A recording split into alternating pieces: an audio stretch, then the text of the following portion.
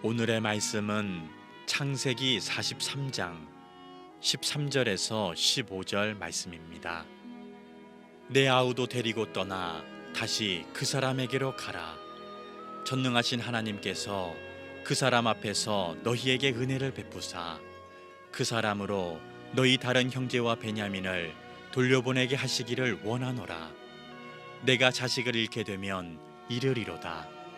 그 형제들이 예물을 마련하고 갑절의 돈을 자기들의 손에 가지고 베냐민을 데리고 애굽에 내려가서 요셉 앞에 서니라. 아멘. 지난날 어려운 시절을 보냈습니다. 그때 국민들의 가슴에 희망과 뜨거움을 주었던 영웅들이 있지요. 제가 기억하는 분 가운데 한 분은 전 야구 선수 박찬호 선수입니다. IMF 시절 미국에서 경기하는 게 중계가 되면 TV 앞에서 열심히 응원을 했습니다.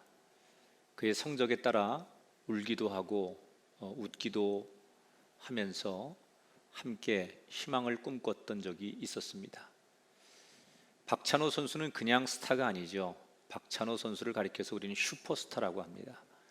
그만큼 돈과 인기, 명예 모든 것을 다 거머쥔 선수입니다.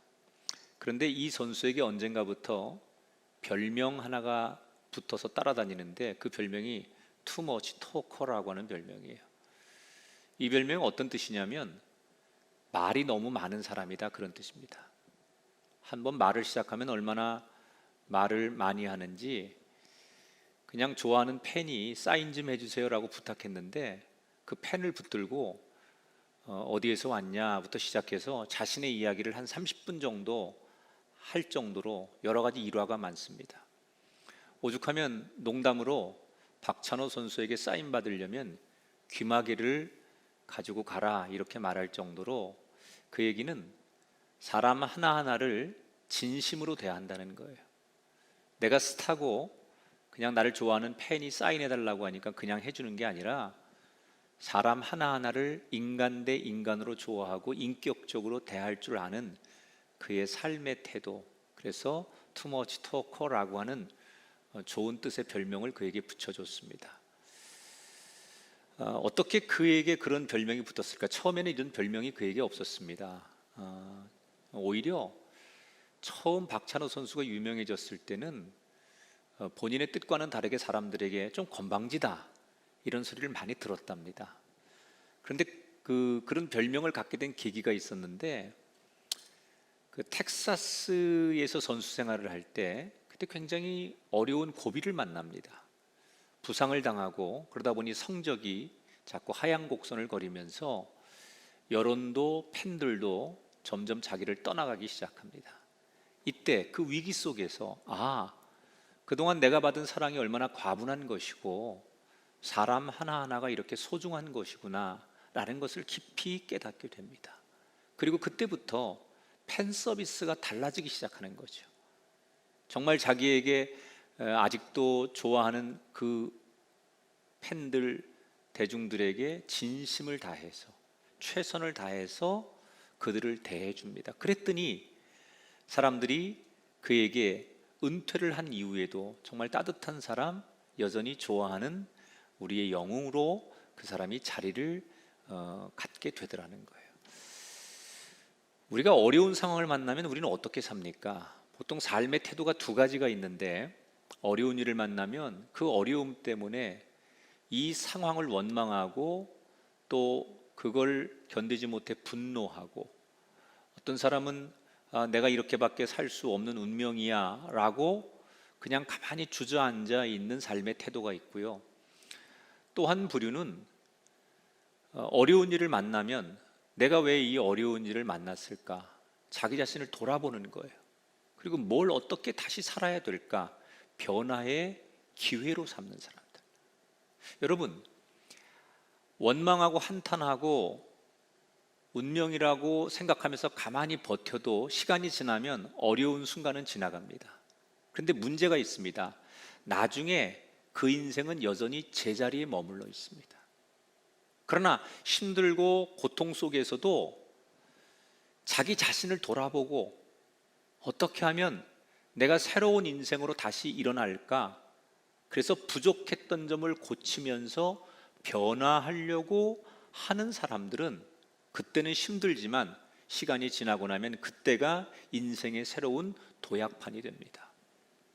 그래서 우리가 어려울 때 해야 될 일이 있는데 그게 바로 오늘 설교 제목입니다. 여러분 한번 각자 따라 해보시죠. 변화되면 복이 온다. 그렇습니다. 이 세상에서는 변화, 체인지 이렇게 말하지만 이걸 우리 교회에서 뭐라고 얘기하느냐? 회개한다 그래요. 우리는 어려움 속에서 이 힘든 상황에서 어떻게 변화돼야 할까? 오늘 창세기 42장 후반부 43장의 전반부 이야기를 나눌 건데요. 지난 시간에 요셉이 오랜만에 만난 형들을 자기의 신분을 속이면서 감옥에 가두는 이야기를 봤습니다. 사실 요셉은 형들에게 자기의 존재감을 드러내고 그들을 이미 용서하고 싶었지만 형들에게 변화의 기회를 주고 싶었어요. 22년 전에 벌어졌던 일, 그리고 그간의 삶을 통해서 그들이 깨닫고 진심으로 바꾸어지는 인생이 되기를 원해서 기회를 주려고 하는 의도가 있었어요. 그래서 감옥에 일부러 가둔 거예요. 과연 감옥에 갇힌 이 형들은 요셉이 의도하는 대로 변화의 인생을 붙들었을까? 오늘 그들의 이야기로 한번 들어가 보겠습니다.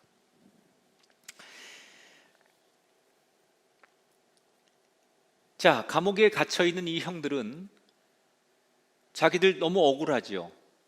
정말 순수하게 양식을 구하러 왔는데 자기들을 정보를 빼내기 위한 스파이라고 몰아가는 총리 앞에 항변을 해보지만 힘이 부족해 감옥에 들어왔고 자기들의 운명이 어떻게 될지 모르는 거예요. 불안과 초조함이 자기들을 억누르기 시작합니다. 그런데 한 3일쯤 감옥에 있었을 때 요셉이 다시 그들을 불러요. 그리고 이렇게 제안을 합니다. 너희 중에 한 사람만 감옥에 남고 나머지 9명은 돌아가도 좋다. 그런데 너희들이 나에게 항변한 대로 너희들이 지금까지 했던 얘기가 진심이라면, 그게 진실이라면 그것을 증명할 기회를 줄 테니 돌아가서 너희 집에 있는 막내 동생을 내 앞에 데려오면 너희들의 말을 믿어주고 여기 한 명 감옥에 가둔 너희 형제를 풀어주겠다. 그리고 다시 올 때 내가 양식도 넉넉하게 거래하겠다. 이렇게 이야기를 합니다. 자, 이 평범한 제안에 형들은 눈앞이 캄캄해집니다. 왜냐하면 같이 왔는데 한 명의 형제가 감옥에 남아야 된다는 것도 캄캄한 일이고 아버지에게 돌아가서 뭐라고 얘기해요? 그리고 아버지가 그렇게 끔찍히 생명보다 더 아끼는 막내를, 베냐민을 내줄 리가 없는데 이 아이를 어떻게 다시 총리 앞에 데려와요? 너무나 아버지의 그런 그 생각을 잘 알고 있는 이 형제들은 이건 도무지 어려운 일이라고 생각하고 좌절을 하지요. 그리고 너무 어처구니 없는 상황 앞에서 주저앉아서 자기들끼리 넋두리를 하는 거예요. 근데 그 중에 제일 큰 형 장남 루벤이 동생들을 향해서 울먹이면서 이렇게 얘기를 하는 거예요. 이게 다 우리가 지난날 그 옛날 요셉을 죽이려고 했고 살려달라고 애원하는 요셉을 매몰차게 우리가 노예로 팔아버린 그때 그 죄값을 벌을 받는 거야. 우리가 그때 그러지 말았어야 되는데 우리가 그래서 이렇게 지금 공경에 처하는 거야. 어떻게 하면 좋냐? 그리고 첫째 형 루벤이 울먹이는 거예요. 물론 자기들끼리 하는 얘기이기 때문에 이 이야기를 총리는 알아들을 수 없다고 생각합니다.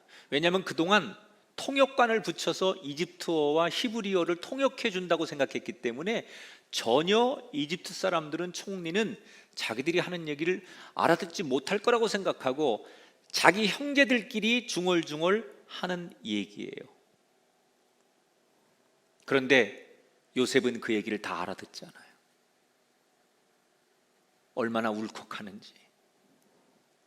잠시 그 자리에 서 있을 수가 없어 방으로 들어가서 한참을 펑펑 울다가 눈물을 훔쳐 닦고 나와서 자기가 말한 대로 한 사람을 감옥에 남으라고 시몬이라는 사람을 지목해요. 자, 왜 시몬을 요셉은 네가 남아라 그리고 감옥에 시몬을 가뒀을까? 두 가지 이유가 있는데, 장남 루벤 다음에 그 다음에 연장자가 시몬이에요.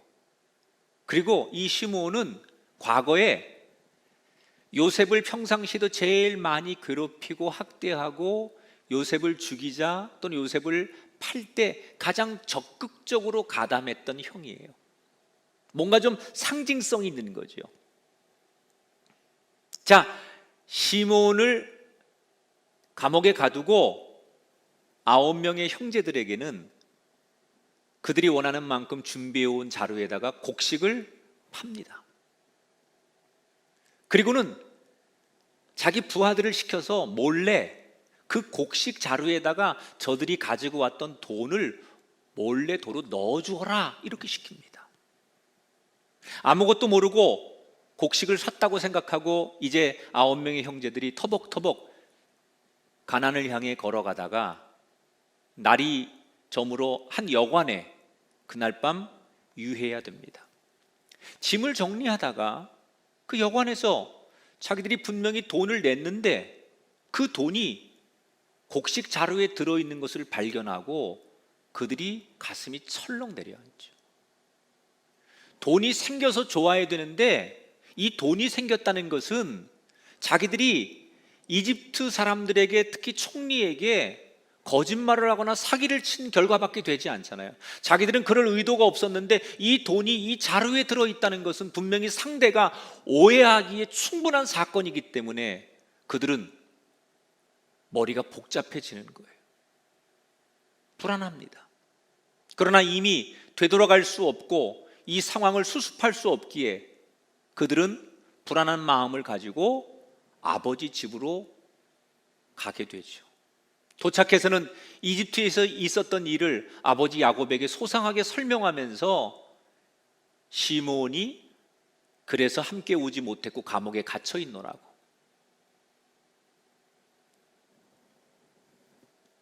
방법은 베냐민을 데려가면 되는데 베냐민만 데려가면 시몬도 살릴 수 있고 양식도 더 얻어올 수 있으니 베냐민과 함께 다시 가게 해달라고 설명을 합니다. 야곱의 반응은 어땠을까요? 그 형제들 모두가 예상한 그대로입니다.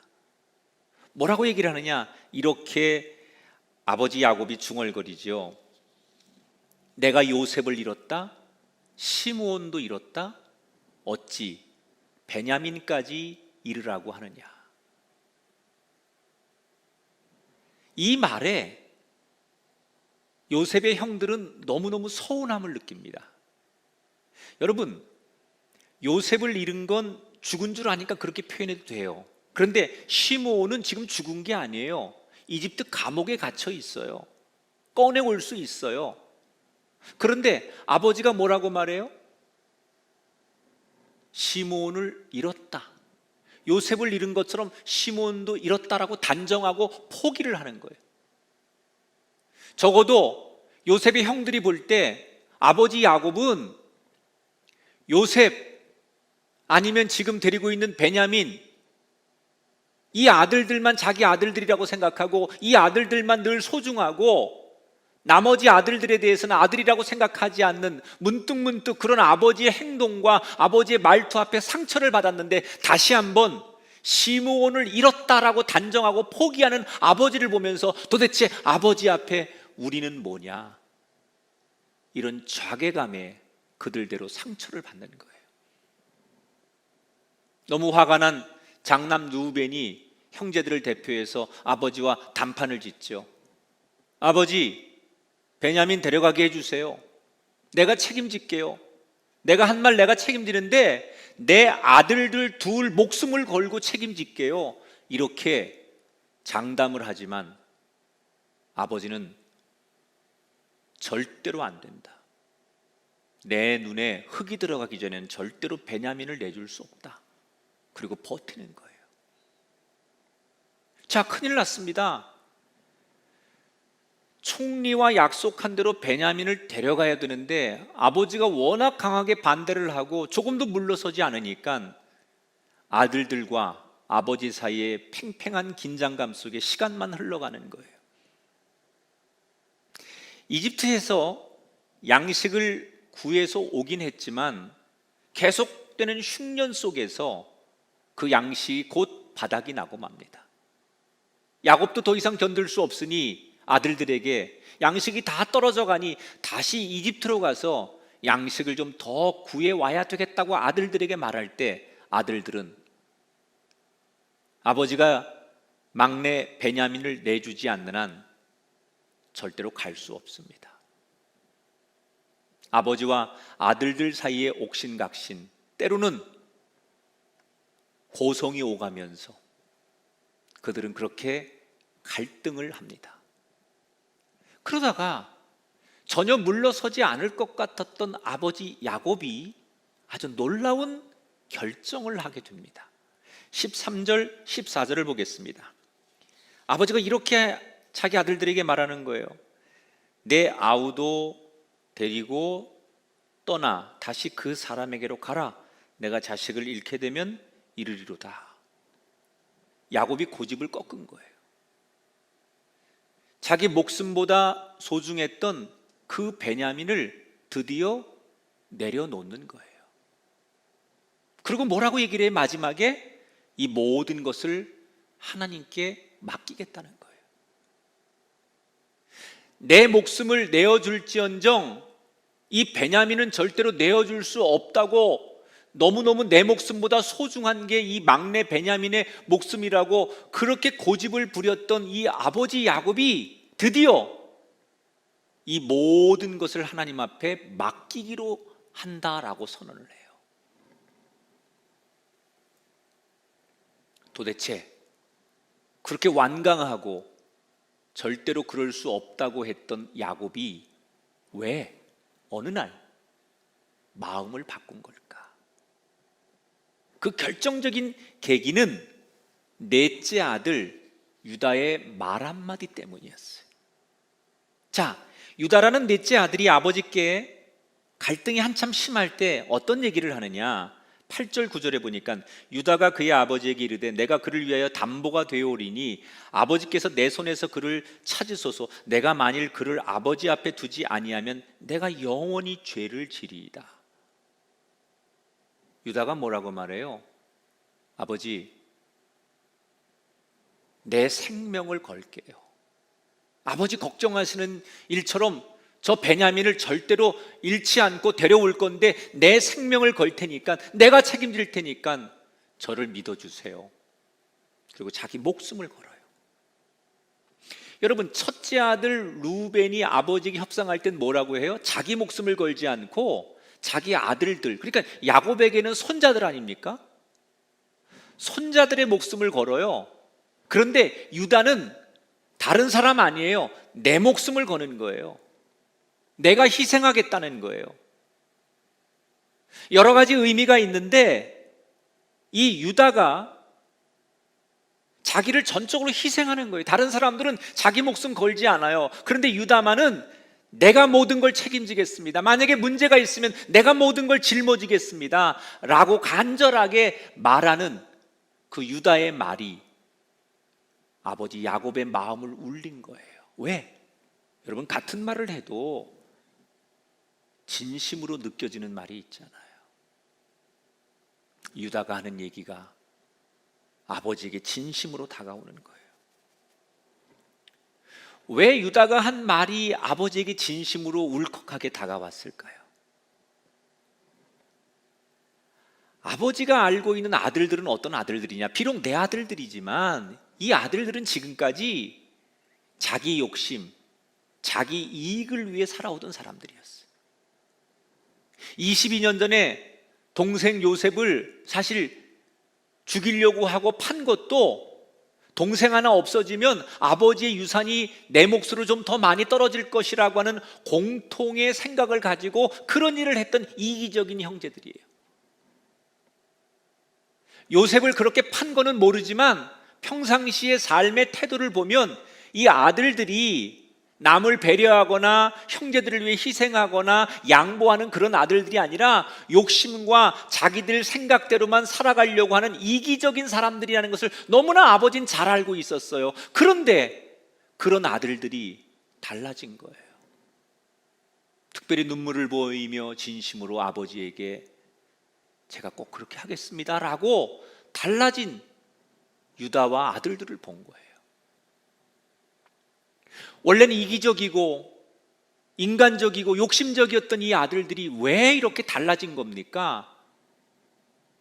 야곱은 지금 이집트에서 이들이 무슨 일이 있었는지 그들의 심리 상태까지 모르지만 사실 그들은 이집트에서 감옥에 들어가서 며칠을 지내면서 그때 두려움과 절망 속에서 그들은 깊이 회개를 할 시간이 있었어요. 그리고 그때 그 감옥에서 그들이 잘못을 깨닫고 잘못을 후회하면서 달라지기 시작했어요. 어떤 것이 달라진 거예요?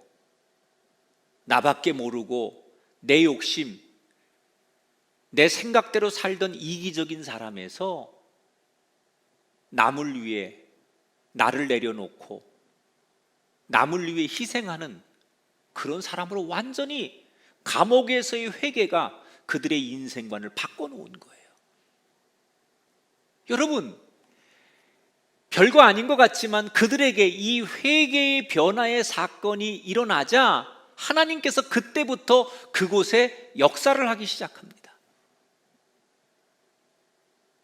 유다가 한 말에 아버지 야곱이 감동을 받게 하시고 결국 그 자기의 생각과 고집을 꺾도록 하나님께서 야곱의 마음을 어루만지시는 거예요. 그리고 그때부터 야곱의 가정에 축복의 길이 열려요. 만약에 이 형들이 감옥에 있을 때 서로 자기들끼리 네가 그때 그러자고 해서 그런 거야 라고 서로 원망하고 그리고 이렇게 여기 온 것에 대해서 후회하고 분노만 했다면 어떻게 되었을까요? 그들은 절대로 변화되지 않았을 거예요.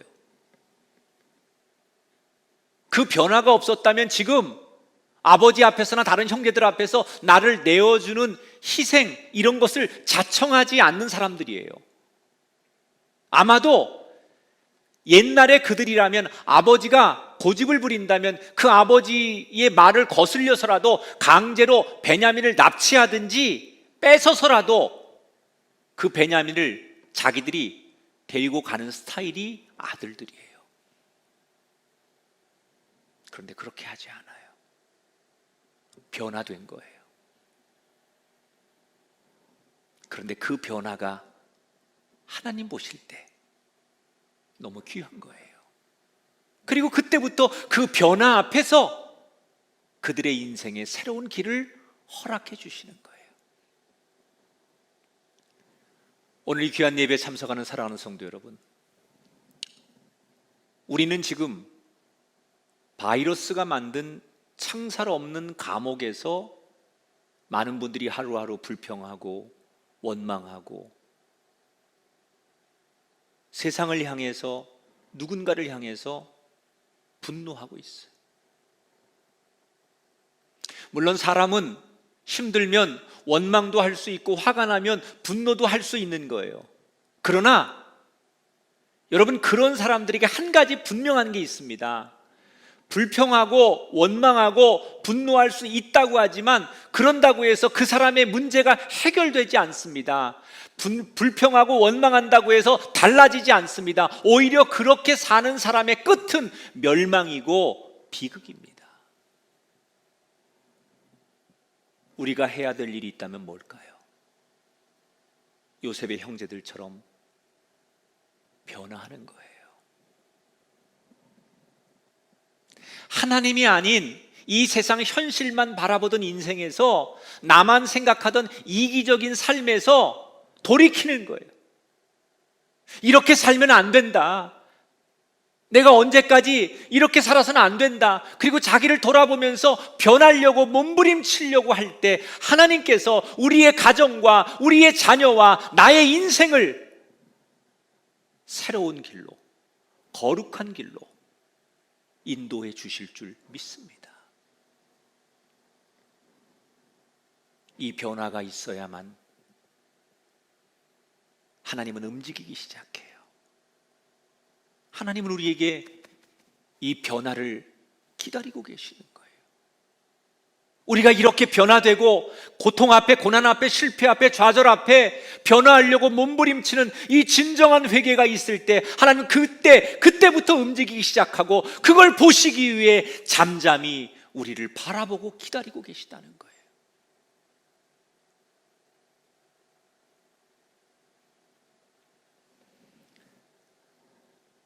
자기 목숨과도 같았던 귀한 아들을 내놓는 야곱의 큰 결단으로 아들들이 다시 이집트로 출발을 하게 됩니다. 야곱은 철저한 사람이죠. 베냐민도 지켜야 되겠고 감옥에 갇혀있는 시므온도 데려와야 되겠고, 그래서 아들들에게 몇 가지 일을 시킵니다. 우선 돈을 2배로, 첫 번째 이집트를 갔을 때보다도 2배로 많이 가져가라 이렇게 얘기해요. 그건 첫 번째 곡식을 돈을 안 주고 가져온 거라고 생각하고 혹시 가서 첫 번째 곡식값도 지불하고 다시 새로운 곡식을 가져와야 되니까 예전보다 2배의 돈을 가져가라고 돈을 주는 거예요. 또 하나는 이집트 총리가 누군지 모르지만 그들을 만나야 되니 그 총리의 마음을 좀 어루만지기 위해서 당시 가나안에 있는 아주 좋은 특산품들, 이 좋은 것들을 많이 챙기게 합니다. 그걸 총리에게 갖다가 선물로 주라는 거예요. 아버지로서 아들들을 지키기 위해서, 이 문제를 해결하기 위해서 야곱이 할 수 있는 인간적인 방법에 최선을 다하는 거죠. 그런데 자기가 할 수 있는 최선을 다한 다음에 그가 마지막으로 치르는 의식 하나가 있어요. 이제 떠날 준비를 다 했습니다. 돈도 챙기고 그리고 곡식도 챙기고 또 선물도 다 챙겨서 만반의 준비를 갖추고 떠나면 됩니다. 그런데 떠나기 직전에 다 모여있는 아들들에게 아버지로서 거룩한 의식 하나를 하지요. 그게 뭐냐? 아들들을 축복하는 기도를 하는 거예요. 자, 어떤 기도를 하는지 볼까요? 14절에 보니까 전능하신 하나님께서 그 사람 앞에서 너희에게 은혜를 베푸사 너희 다른 형제와 베냐민을 돌려보내게 하시기를 원하노라. 자기의 자녀들을 하나님께 의탁하는 기도를 드리는 거예요. 여러분, 성경에 등장하는 많은 기도 가운데 제가 손가락 안에 꼽는 위대한 기도가 지금 이 장면의 기도예요. 자녀들을 하나님 앞에 의탁하는 기도, 그리고 지금 미래를 알 수 없는 두려움과 염려와 어려움 속에서 그 어려움들을 정면으로 돌파하는 비결이 있는 기도, 하나님께 모든 걸 맡길 때 그 위기를 정면으로 돌파하려고 하는 그의 영적인 의지를 보는 거예요. 그런데 사실 이 야곱의 위대한 기도는 하고 싶다고 해서 되는 게 아니에요. 이게 어떤 사람에게 이런 기도가 나오느냐? 자기를 먼저 내려놓는 경험을 하는 사람이 이런 기도를 드릴 수 있어요. 지금 야곱은 막내 베냐민, 자기가 부인이 4명이었는데 그 중에 라헬이라고 하는 부인을 통해서 2 아들을 얻잖아요. 그게 요셉하고 여러분 베냐민 아닙니까? 그런데 요셉은 죽었다고 생각하고 하나 남은 이 베냐민은 내 목숨보다 소중한 거예요. 내 목숨을 내놓을지언정 이 아들은 못 내놓는 거예요. 그래서 어떤 것에도 이 아들을 내려놓지 못했어요. 그런데 마지막에 뭘 해요? 너무 중요하고 절대로 안 될 것 같았던, 손에 움켜진 마지막이라고 생각하는 이 아들을 포기하고 내려놓습니다. 물론 그 포기라고 하는 것이 그냥 포기하는 게 아니에요. 하나님을 신뢰하니까 하는 거예요. 그러나 모든 걸 내려놓습니다. 그랬더니 그때부터 하나님을 온전히 신뢰하게 되는 거예요. 여러분 보십시오. 처음부터 하나님을 신뢰해서가 아닙니다. 내가 내 욕심을 내려놓고 내가 가지고 있는 것을 내려놓았을 때 하나님을 신뢰하게 되는 거예요. 그런 사람만이 드릴 수 있는 기도,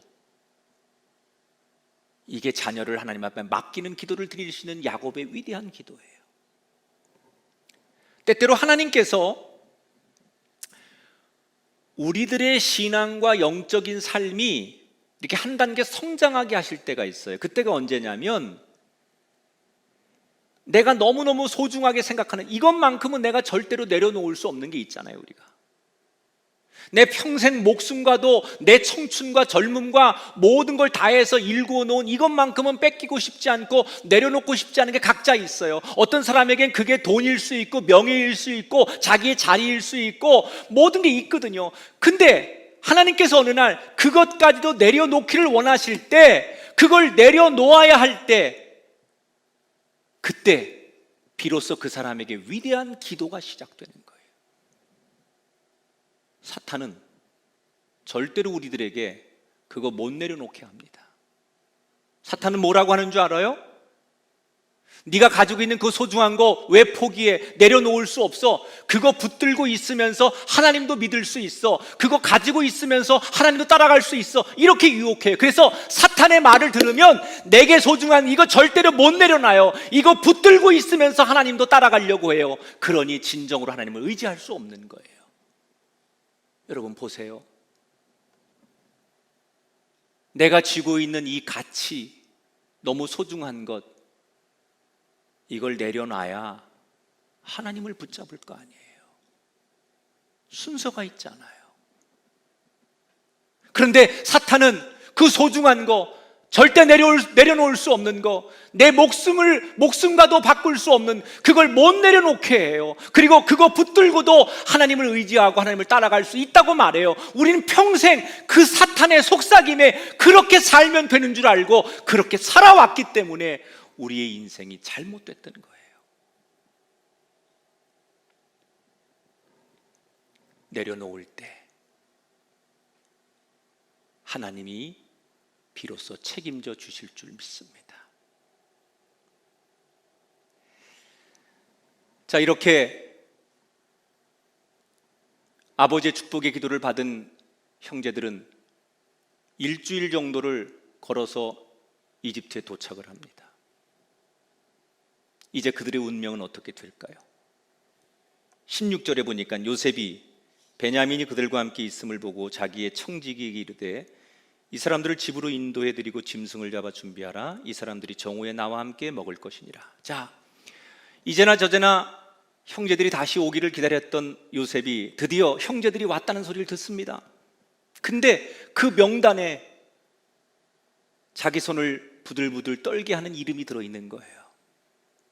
자기의 혈육, 같은 엄마 뱃속에 태어난 막내 동생 베냐민이 같이 왔다는 거예요.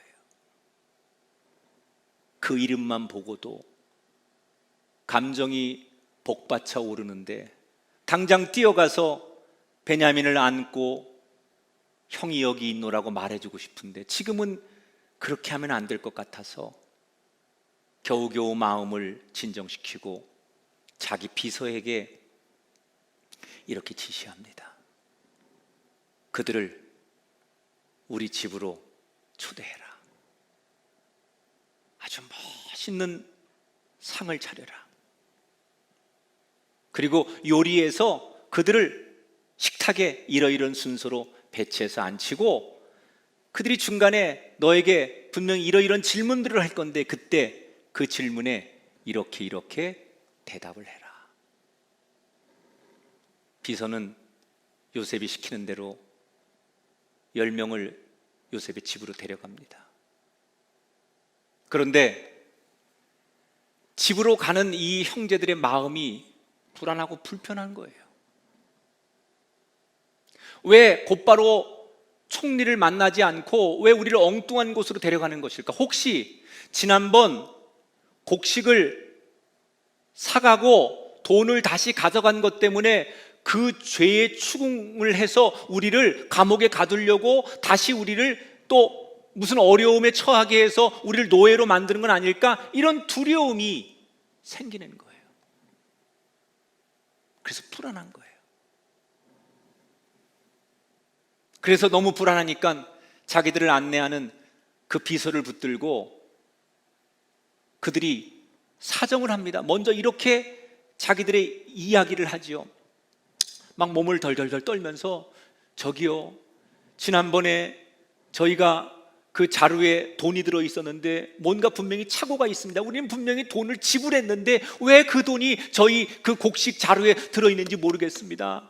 그런데 아무튼 저희가 나중에 보니 돈이 들어 있어서 그 돈 다시 다 물려드리려고 도로 가져왔으니 저희 오해하지 마십시오. 저희가 의도적으로 그런 게 아닙니다. 그리고 애써 이런저런 해명을 합니다.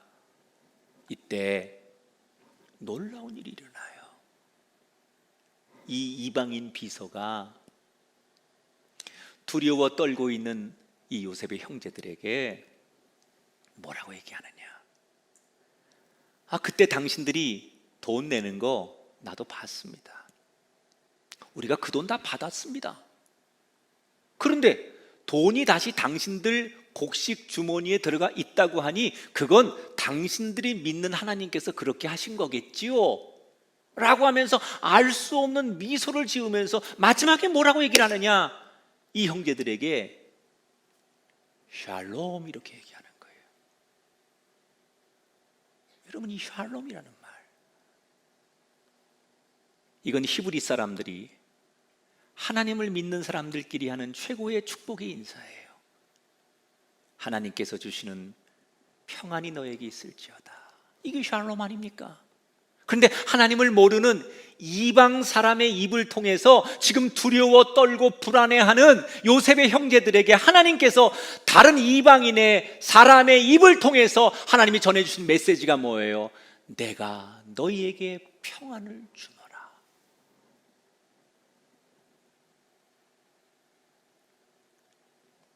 여러분, 하나님은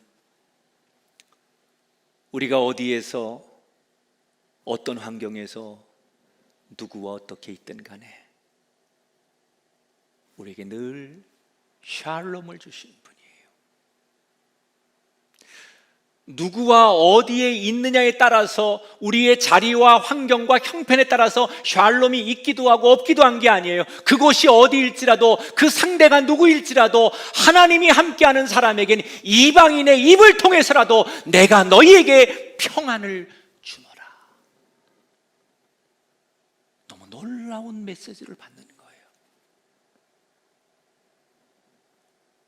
그런 이야기를 주고받으며 드디어 요셉의 집 마당에 도착을 했어요. 서성이고 있는데 저쪽에서 누가 막 뛰어오는 거예요. 자세히 보니 감옥에 홀로 남겨졌던 시몬이 형제들의 이름을 부르며 특별히 막내 동생 베냐민을 끌어안고 부둥켜 안고 엉엉 울면서 서로의 안부를 묻는 거예요. 자연스럽게 형제들이 화해하고 친한 형제들의 사랑을 그 가운데서 나누는 거지요. 그러는 사이 그들은 이제 연회장으로 안내되어 들어갑니다. 거기에는 총리가 그들을 기다리고 있는데 그들의 운명은 어떻게 될까요? 34절에 보니까 이렇게 한 줄을 소개하지요. 그들이 마시며 요셉과 함께 즐거워하였더라. 여러분, 아버지 야곱이 떠나기 전 그들의 안부를 걱정하며 하나님 앞에 의탁하는 그런 기도를 드린 대로 이 10명의 아들들이 다 무사하고 상대로부터 성대한 대접을 받았어요. 지금까지 전해준 이 모든 이야기 속에 중요한 핵심이 하나 있어요. 이런 아름다운 결실이 있기까지 희생이 있었다는 거예요. 유다가 다른 형제들이 하지 못하는 말을 하면서 아버지 내 목숨을 걸고 맹세할게요, 내 목숨을 담보로 내놓을게요 라고 하는 자기의 희생으로부터 이 얽히고 설킨 문제를 해결했고요, 야곱이 절대로 내려놓을 수 없는 베냐민을 내려놓았을 뿐인데 그때부터 하나님께서 더 놀랍도록 큰 은혜를 그들의 가정과 삶에 허락해 주시는 것으로 오늘 이야기가 끝이 나요. 제가 오늘 이 설교를 몇 번이고 묵상을 하면서 제 머릿속에 계속 이런 생각 하나가 스쳐가는 거예요. 물론 결과가 좋게 나오지만 중간쯤에서 이 형제들이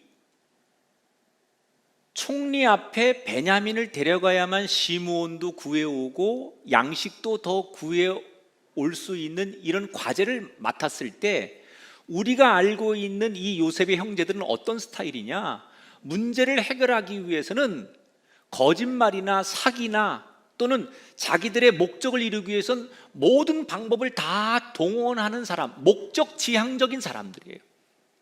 그랬다면 이들은 능히 이렇게 하는 게 상식이에요. 예를 들어서 한 사람을 구하는 거예요. 베냐민과 비슷한 체격에 비슷한 나이에 비슷하게 생긴 외모를 하나 구해가지고, 요즘으로 하면 그 역할 대행 아르바이트라는 거 있잖아요.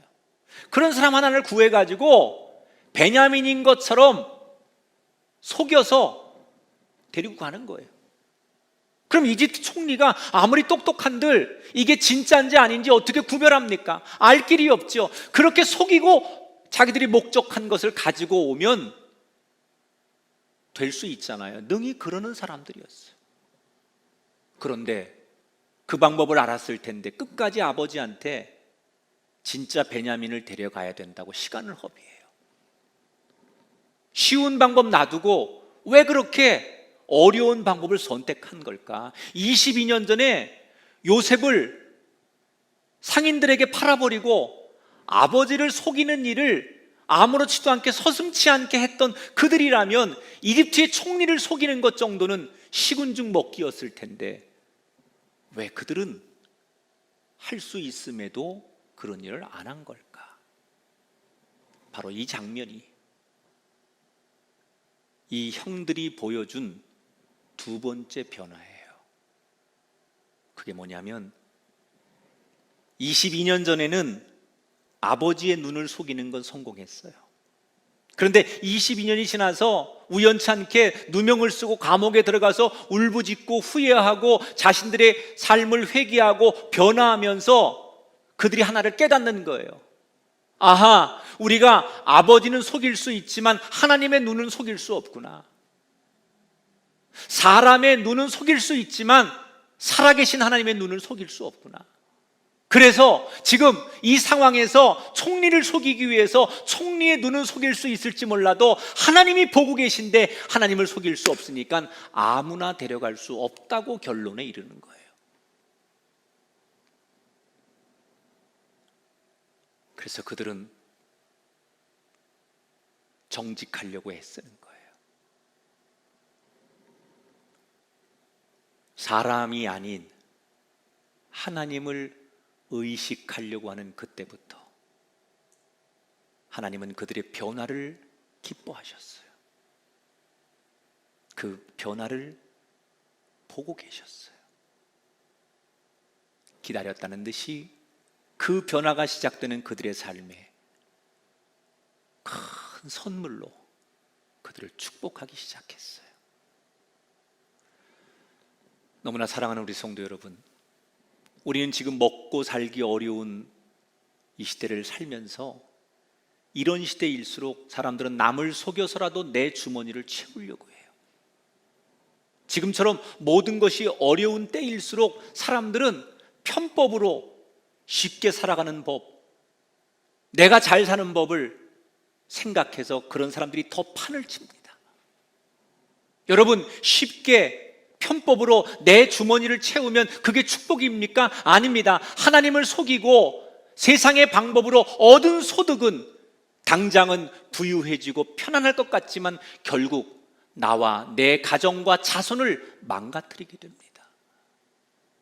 내가 애쓰고 노력해서 채우는 창고보다는 하나님께서 차곡차곡 채워주시는 창고가 될 때 그 인생이 복될 줄 믿습니다. 하나님 앞에 정직하셔야 돼요. 그래야 우리가 진짜 풍성한 복을 누릴 수 있어요. 말씀을 정리합니다. 어려울수록 이렇게 살면 안 되지. 자신을 돌아보고 고치고 변화하려고 몸부림치는 사람에게 그 고난이 변하여 축복이 되고 환난이 변하여 기쁨이 될 줄 믿습니다. 움켜쥐고 나밖에 모르고 나만 잘 되면 된다고 생각하는 그런 삶의 모습을 버리고 배려하는 변화를 선택하십시오. 사람의 눈은 얼마든지 가릴 수 있지만 하나님의 눈은 절대로 가릴 수 없으니 하나님을 의식하며 정직하려고 몸부림치십시오. 손해볼 것 같은데 절대로 손해보지 않습니다. 나는 지금 너무 힘들게 살아가는 우리 성도들에게 하나님이 기회를 주신다고 생각해요. 이번 한 주간 말로 형용할 수 없는 그 하나님을 만나셔서 그 하나님으로 인하여 얻어지는 축복이 얼마나 큰 건지 찬양하고 노래할 수 있는 거룩한 삶이 시작되기를 주님의 이름으로 축원합니다. 우물가의 여인처럼 난구했네. 헛되고 헛된 것들은 그때 주님 하신 말씀 내 세뇌와 생수를 마셔라. 오 주님 채우소서. 나의 잔을 높이 듭니다. 하늘 양식 내게 채워주소서. 넘치도록 채워주소서. 많고 많은 사람들이 찾았었네. 헛되고 헛된 것들은 주 안에 감 주인 보배 세상 것과 난 비길 수 없네. 내 친구여 내 친구여 거기서 오라 오라. 내 주의 넓은 품으로 내 주의 넓은 품으로. 우리 주님 너를 반겨 그 넓은 품에 안아주시리. 오 주님 채우소서. 나의 잔을 높이 듭니다. 하늘 양식 내게 채워주소서. 넘치도록 채워주소서. 오 주님 오 주님 채우소서. 나의 잔을 높이 듭니다. 하늘 양식 내게 채워주소서. 넘치도록 채워주소서.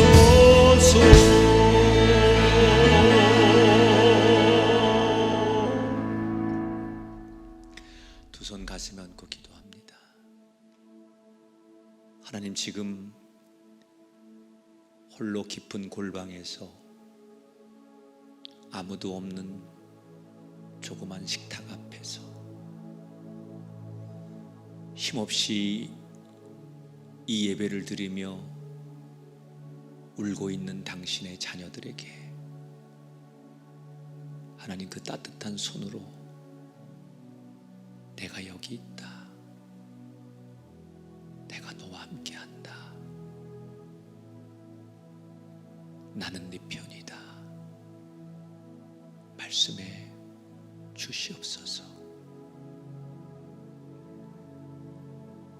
이 고난과 고통의 때를 잘 이겨내라. 내가 내게 준비한 아름답고 복된 날이 시작될 것이다. 오늘 말씀 붙들고 잘 견디게 하시고,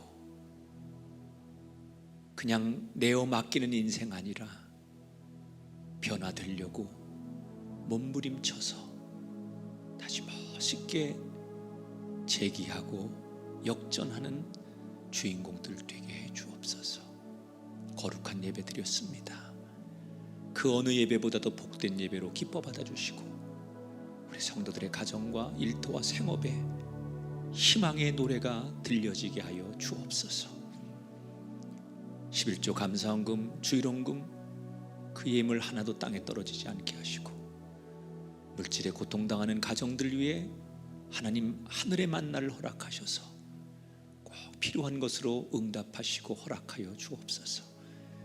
전 세계, 특별히 대한민국을 위로해 주시고, 하나님 정치하는 분들, 이 땅의 지도자들에게 백성들의 눈물을 보게 하시고, 자신들의 이익과 상념에 사로잡히지 않게 하시고, 백성들 편에 서서 특별히 교회들이 예배드리기 위해 몸부림치는데 교회가 건강하게 예배할 수 있는 환경이 조성되도록, 우리 모든 사람들의 마음이 따뜻해지도록 격려하시고 성령의 바람을 불어넣어 주옵소서.